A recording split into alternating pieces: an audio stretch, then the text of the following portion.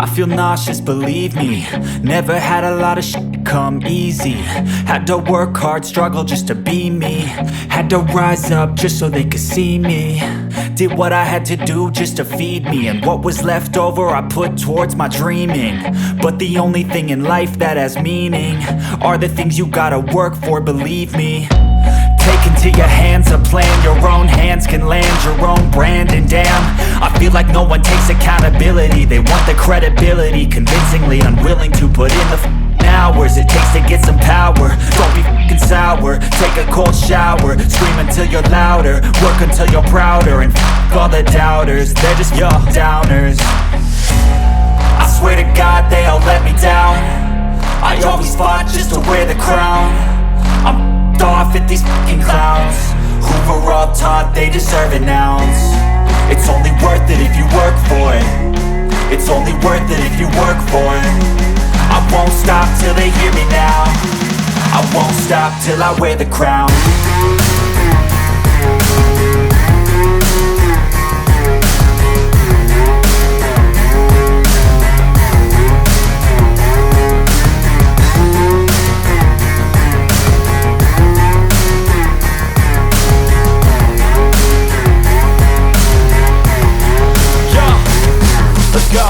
I'm just telling you to fight for your dreams, but it's not what it seems. Man, it's hard to be seen when everybody wants to be king. Yeah, they all wanna ring, yeah, we all wanna be free.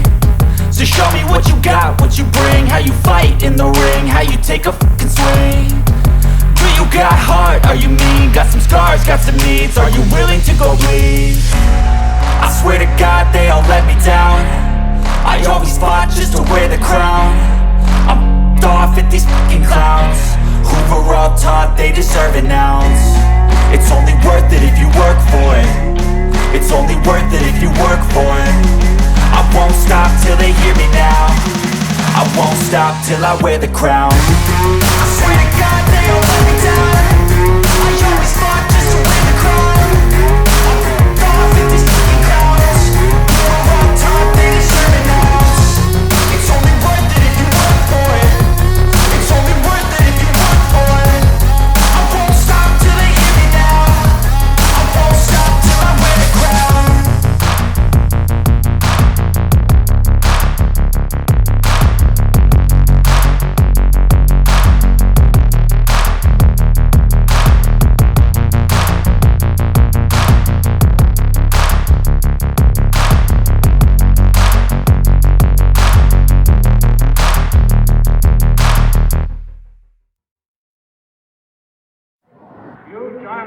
crown.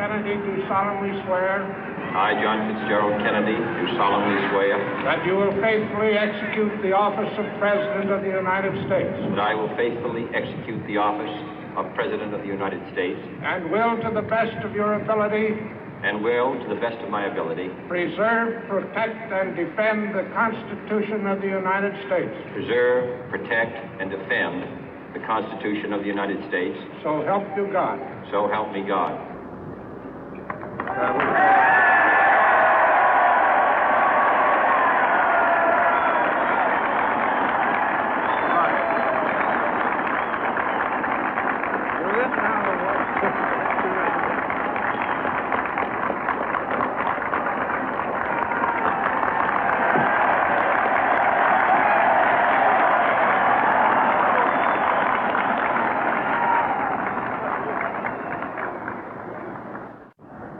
President Johnson, Mr. Speaker, Mr. Chief Justice, President Eisenhower, Vice President Nixon, President Truman, Reverend clergy, fellow citizens. We observe today not a victory of party, but a celebration of freedom, symbolizing an end as well as a beginning, signifying renewal as well as change. For I have sworn before you and Almighty God the same solemn oath our forebears prescribed nearly a century and 3/4 ago. The world is very different now, for man holds in his mortal hands the power to abolish all forms of human poverty and all forms of human life. And yet the same revolutionary beliefs for which our forebears fought are still at issue around the globe. The belief that the rights of man come not from the generosity of the state, but from the hand of God. We dare not forget today that we are the heirs of that first revolution.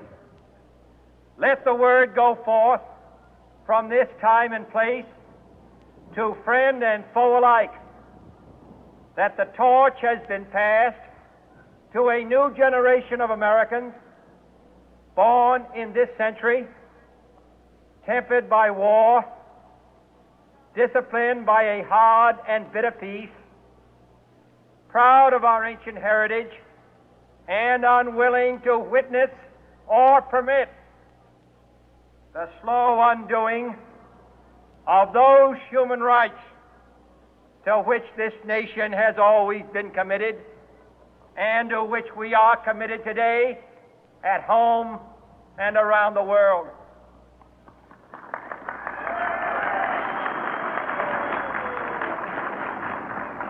Let every nation know, whether it wishes us well or ill, that we shall pay any price, bear any burden, meet any hardship, support any friend, oppose any foe to assure the survival and the success of liberty.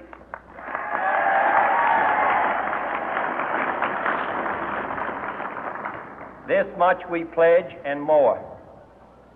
To those old allies whose cultural and spiritual origins we share, we pledge the loyalty of faithful friends.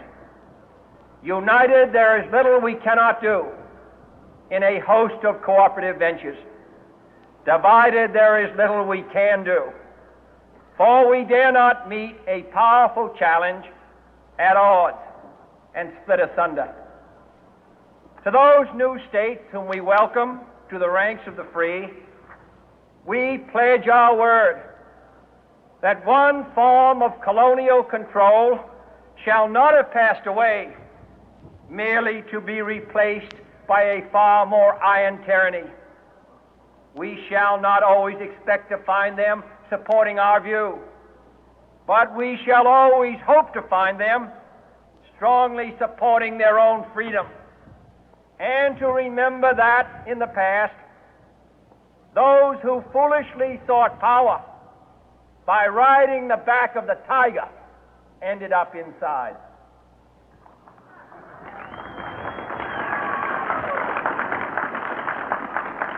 To those people in the huts and villages of half the globe struggling to break the bonds of mass misery, we pledge our best efforts to help them help themselves for whatever period is required, not because the communists may be doing it, not because we seek their votes, but because it is right. If a free society cannot help the many who are poor, it cannot save the few who are rich.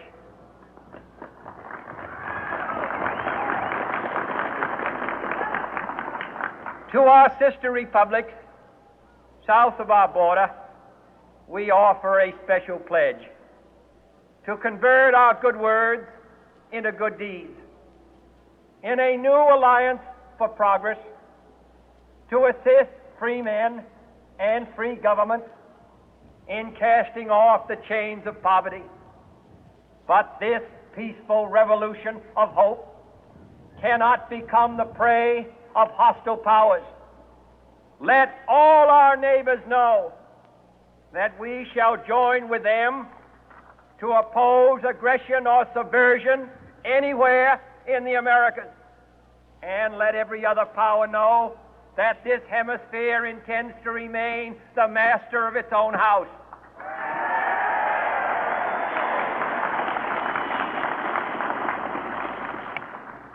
To that World Assembly of Sovereign States, the United Nations, our last best hope, in an age where the instruments of war have far outpaced the instruments of peace, we renew our pledge of support to prevent it from becoming merely a forum for invective, to strengthen its shield of the new and the weak, and to enlarge the area in which its writ may run.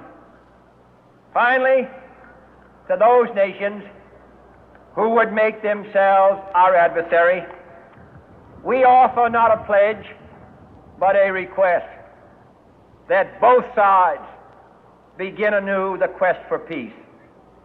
Before the dark powers of destruction, unleashed by science, engulf all humanity in planned or accidental self-destruction, we dare not tempt them with weakness, for only when our arms are sufficient beyond doubt can we be certain beyond doubt that they will never be employed. But neither can two great and powerful groups of nations take comfort from our present course, both sides overburdened by the cost of modern weapons, both rightly alarmed by the steady spread of the deadly atom, yet both racing to alter that uncertain balance of terror that stays the hand of mankind's final war. So let us begin anew, remembering on both sides that civility is not a sign of weakness, and sincerity is always subject to proof. Let us never negotiate out of fear, but let us never fear to negotiate.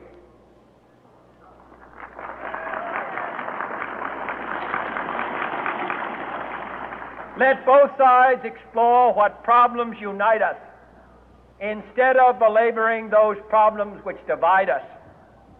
Let both sides, for the first time, formulate serious and precise proposals for the inspection and control of arms, and bring the absolute power to destroy other nations under the absolute control of all nations.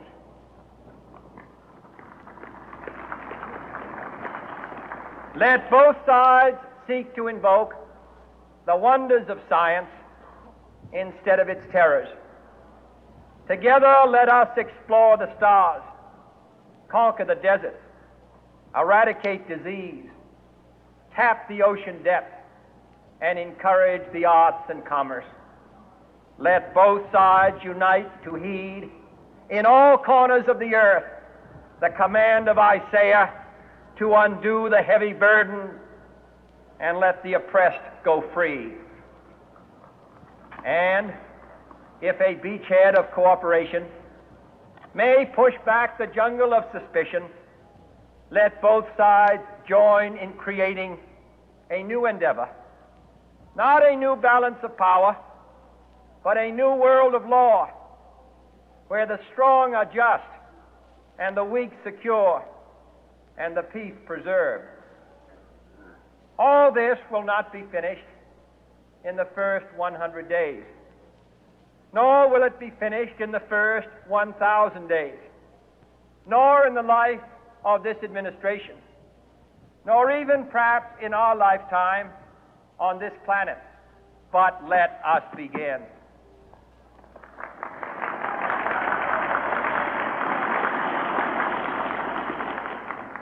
In your hands, my fellow citizens, more than mine, will rest the final success or failure of our course. Since this country was founded, each generation of Americans has been summoned to give testimony to its national loyalty. The graves of young Americans who answered the call to service surround the globe. Now the trumpet summons us again, not as a call to bear arms, though arms we need, not as a call to battle, though in battle we are, but a call to bear the burden of a long twilight struggle, year in and year out, rejoicing in hope, patient in tribulation, a struggle against the common enemies of man, tyranny, poverty, disease, and war itself. Can we forge against these enemies a grand and global alliance, north and south, east and west, that can assure a more fruitful life for all mankind? Will you join in that historic effort?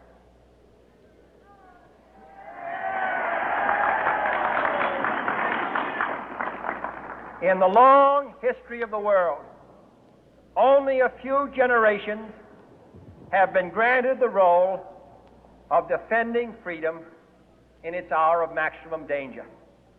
I do not shrink from this responsibility. I welcome it.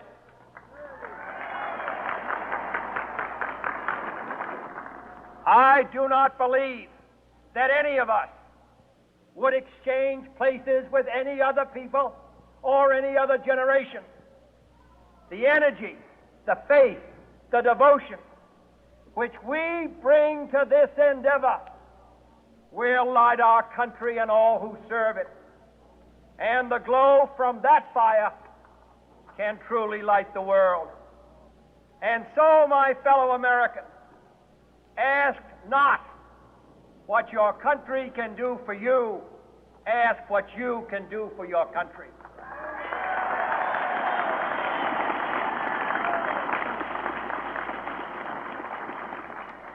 My fellow citizens of the world, ask not what America will do for you, but what together we can do for the freedom of man.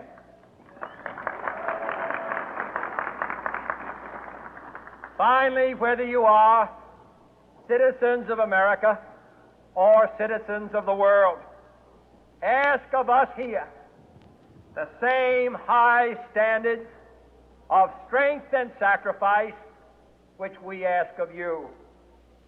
With a good conscience, our only sure reward, with history the final judge of our deeds, let us go forth to lead the land we love, asking His blessing and His help, but knowing that here on earth God's work must truly be our own.